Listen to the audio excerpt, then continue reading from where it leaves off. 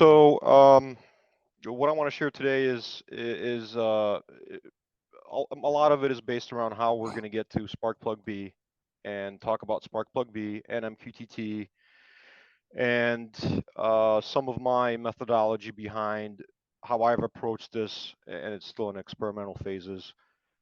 So we've been meeting on the Spark-Plug-B topic for a while now. All the recordings are there on the Agent Wiki site if you care to review them. A lot of them from the early days were very interesting and had to do with AMRC from England, I believe. They came online and they were sharing with us their best practices and some of the issues they've been running into.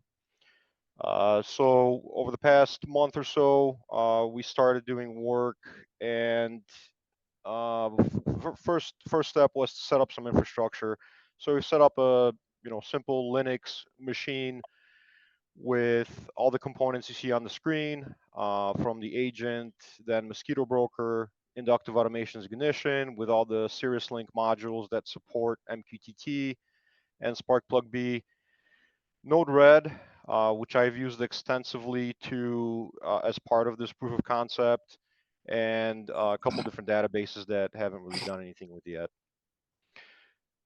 So the first step was to, all right, with the agent version 2.2, getting the MQTT data out of that agent and passing it into ignition. We discovered some issues where ignition has limitations or constraints around what special characters can be used in topics and payloads and things like that. And that didn't go so well, because if you look at my MQTT Explorer, this is coming from the Mazak agent on the internet, which is being using the agent-to-agent connection. It's being passed into this agent on the Linux server. And if we expand any one of these guys, right, there's square brackets and things like that that Ignition did not want to play with. We could have gone around this and applied regular expressions at the Ignition level to get it go through. But then through some of the conversations with Patrick and Will, it appears that the MQTT sync and the payload will be simplified a little bit more.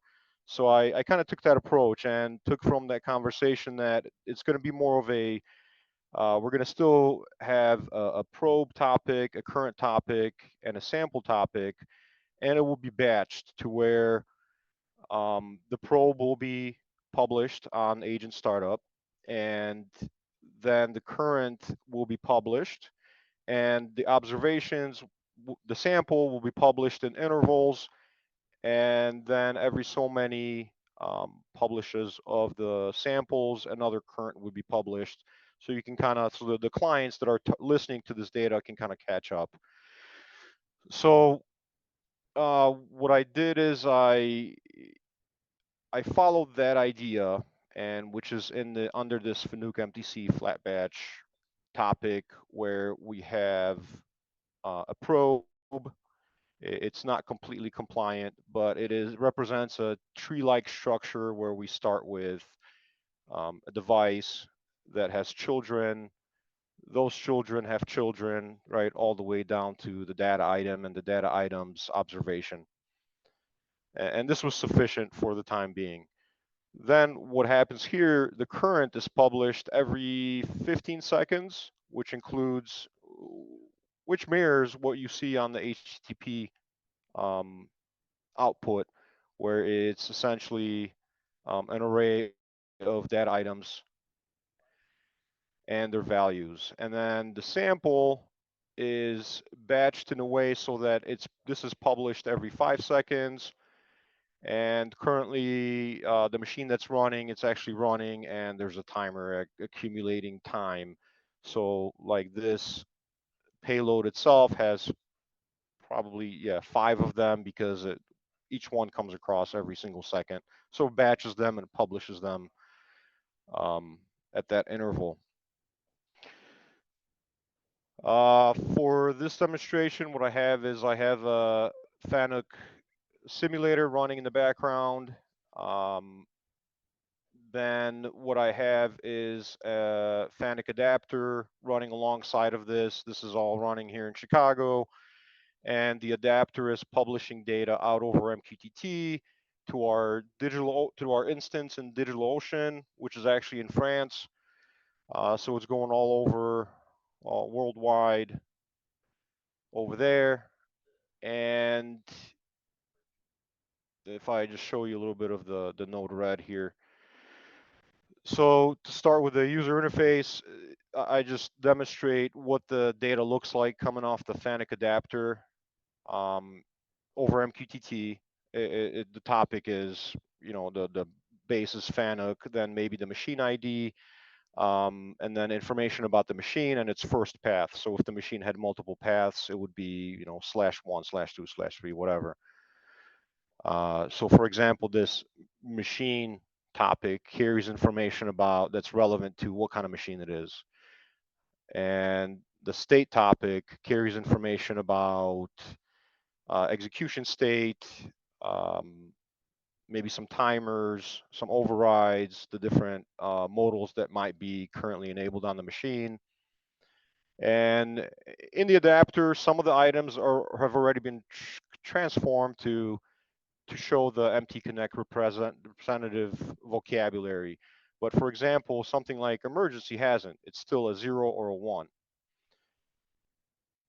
And I'll get back to that later. Similarly for production, we can see what program is currently being executed, which one is selected, and piece counts and timers and other things like that. Then there's other performance data that's for the adapter itself and the focus libraries underneath. So what this graph on the bottom shows is that the adapter itself is busy, 150 milliseconds every single loop. That's the focus libraries. That's the actual communication going to the FANUC controller. And the adapter itself is at about a quarter of a second. And we've decided that we're publishing data, or we're polling and publishing the data every single second. And this is all dependent on how many items we're actually collecting from the controller. The more items you collect, the more time that takes up. So, all right, so we have this kind of somewhat structured JSON payload that I just made up in my own head. It's not documented anywhere. It's not spec'd anywhere. It just is and exists. And the next step was, all right, well, how do we get this into MTConnect? The adapter does have native MTConnect output, but for this exercise, what we did is use Node-RED to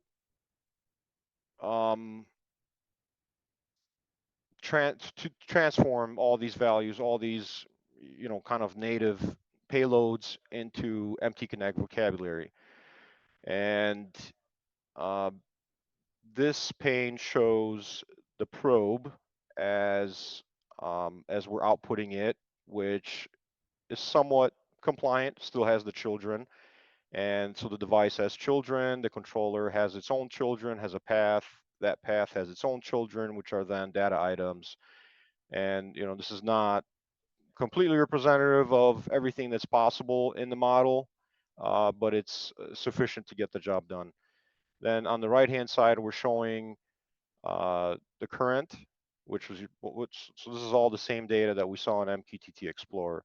And in this case, these samples are actually published.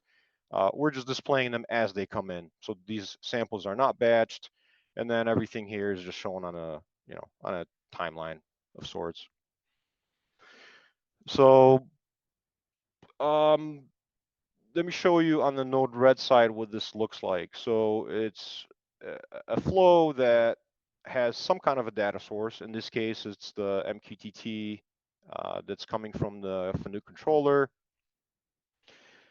The user gets the option to define, if I can open this, to define what actual entities exist in the model besides the data items. And that's this is used to construct the hierarchy that we saw on the previous screen.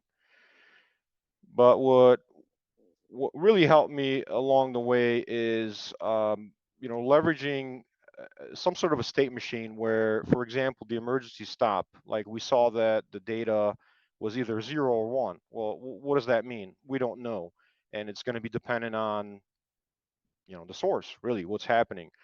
So by leveraging a state machine where we're carrying the data item observation through states like unavailable and then armed and triggered, um, this really helped out in standardizing the approach of having a single state machine per data item.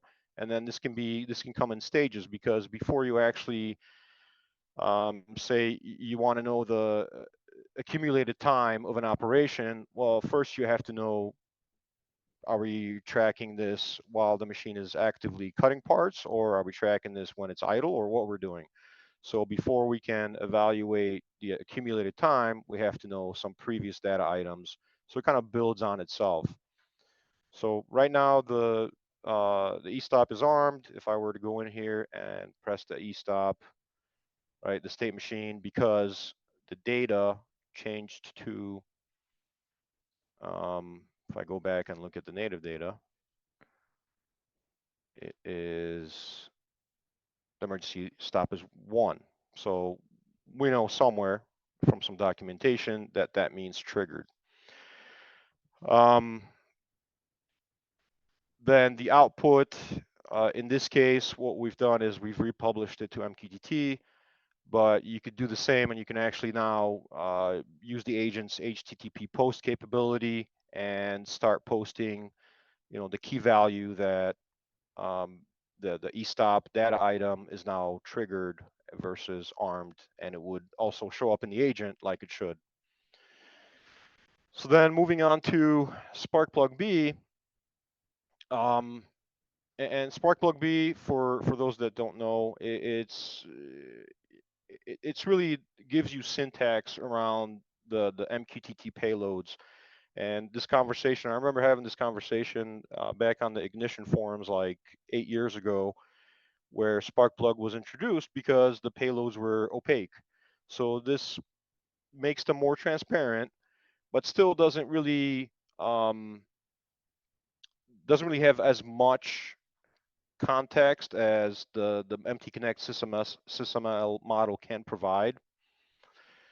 So then we started having these Sparkplug B meetings. Arlen Nipper joined, and he's been very supportive of the effort. He's been helping us on the Ignition side of what all this could look like, what the SysML model could look like. And what we started doing in our Ignition instance is Schwab went through and created for us a representation of user-defined types as they are in Ignition, and mirror them to what the SysML model can offer.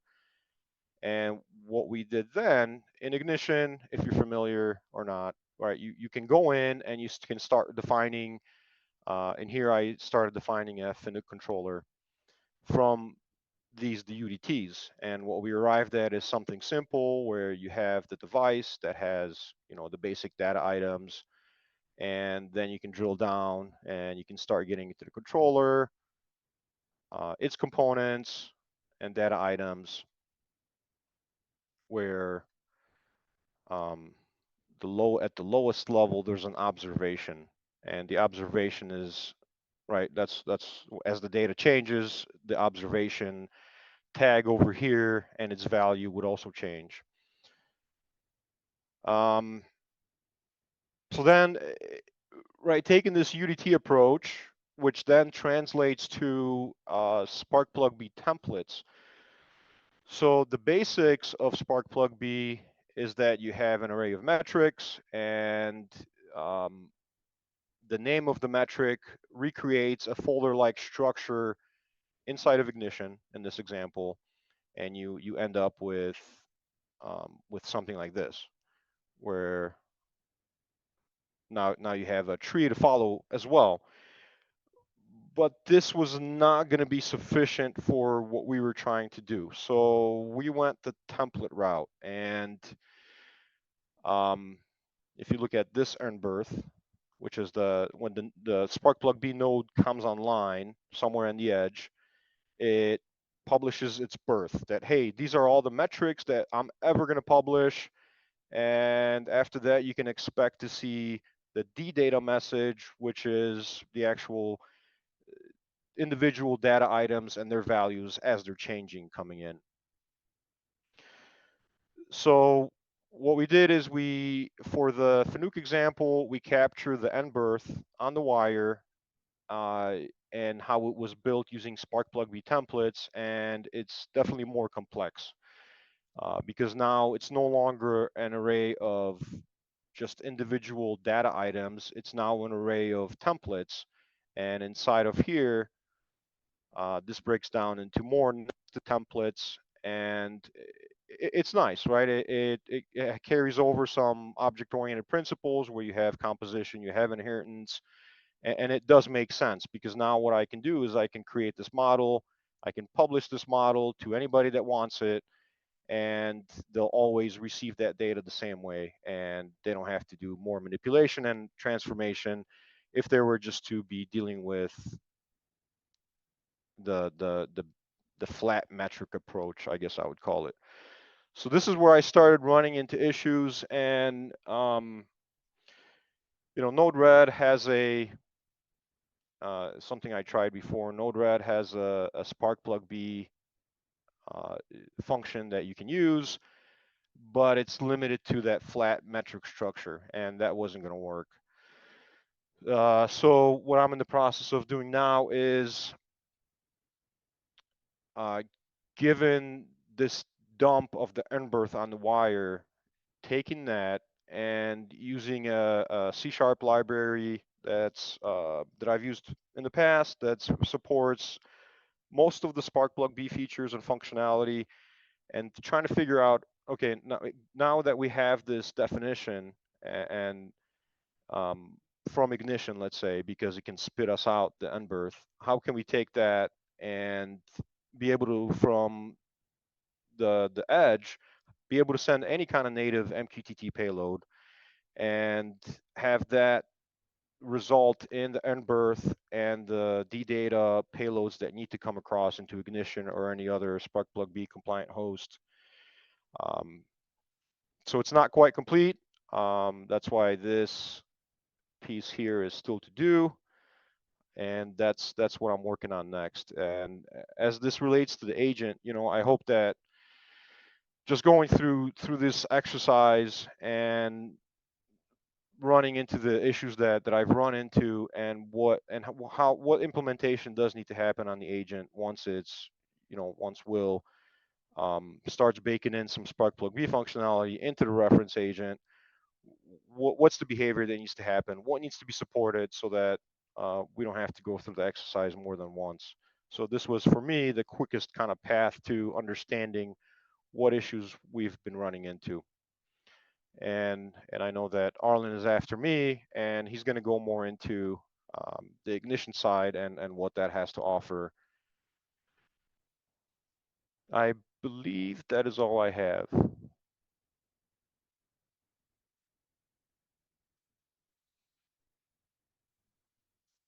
Thanks, Chris. What's coming next for you?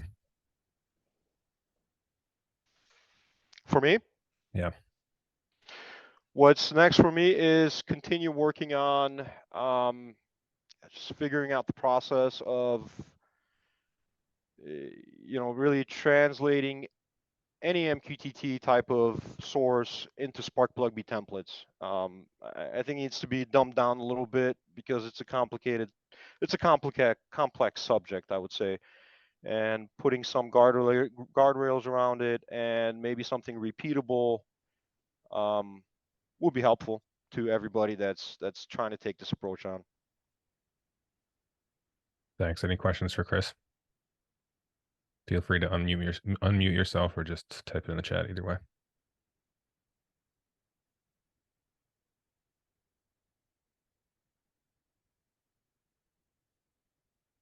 Chris, I'm going to queue up the next presenter. We may get questions coming to the chat, but also, can you put your contact information, company website, and that stuff in the chat so people can reach you if they want to hear more enlist your services.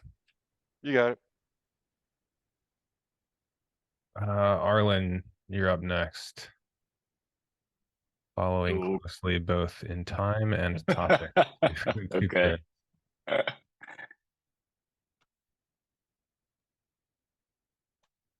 All right. I'm assuming everybody can see that. Yeah, it looks good. Thanks. Okay.